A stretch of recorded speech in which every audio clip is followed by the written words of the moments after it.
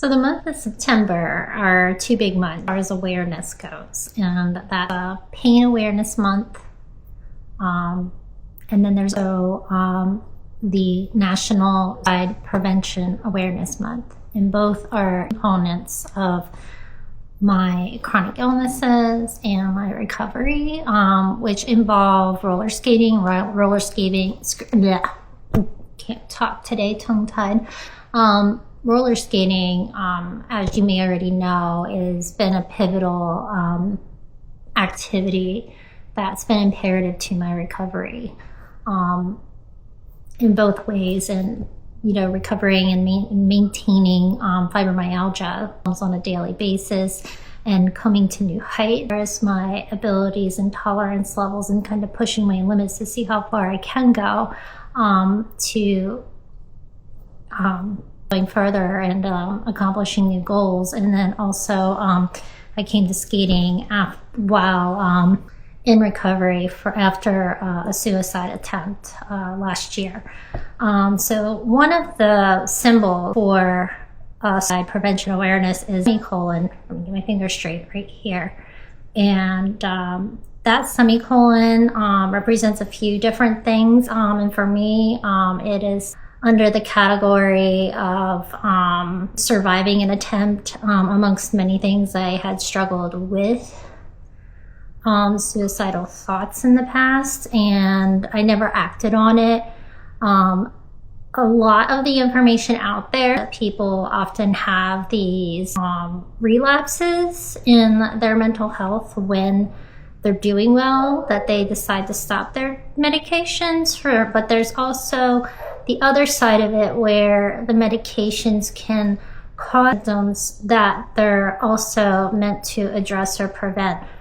So for me, a medication that I was trialing actually increased depression and brought on more suicidal notions, and I was not in a good place. I was not feeling or thinking anything like myself remotely, and that was a very, very scary set of events that happened. And thankfully, I'm so grateful each day that I'm still here and I get to live and I get life again. And part of that choosing is choosing to roller skate, to have something to look forward to day in and day out. Now today I'm not skating. I would normally try to be out on Mondays doing a skate warm-up and my workout routine at the gym. As you may know from recording day from last week, that I am in a flare-up while also struggling with some medication withdrawals to a medication for fibromyalgia that didn't turn out so well. And I think that's triggering a worse flare-up, at least that's what it seems like. And so I went back to acupuncture for the time a year and a half ago. I was doing it then for about a year plus, give or take. I went back and forth on several instances, and it really helped with managing my symptoms, even including when I was in intense flare-ups before. And so I went today. I signed up to be a pincushion or a voodoo doll, and it went pretty good. I've got my heating pad on, or what looks like my cape right now, on my shoulders. Definitely released trigger points in my traps, which was really painful in the moment. But anyway, I was supposed to release some lactic acid, so I'm drinking lots of water and applying heat as instructed.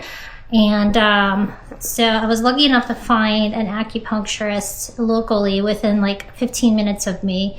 The reason I stopped going before was mainly because of the drive. It was like an hour drive to find a practitioner that thankfully was in network with my insurance, but those hour-long drives are hard on me. I have a hard time riding in a car, driving for an hour plus, so it actually can be more painful to endure that. So I decided to stop going for a while, and luckily there are a few more local licensed and credentialed practitioners that accept my insurance now locally. So I'm really excited about that, and being able to include that in part of my wellness care to help manage my symptoms better. So this is great. This was such a positive day, but again, no skating, more on taking care of myself and recovering so that I can go out and hope more this week. So I'll look out in the upcoming days and weeks. I'll be putting some postings out there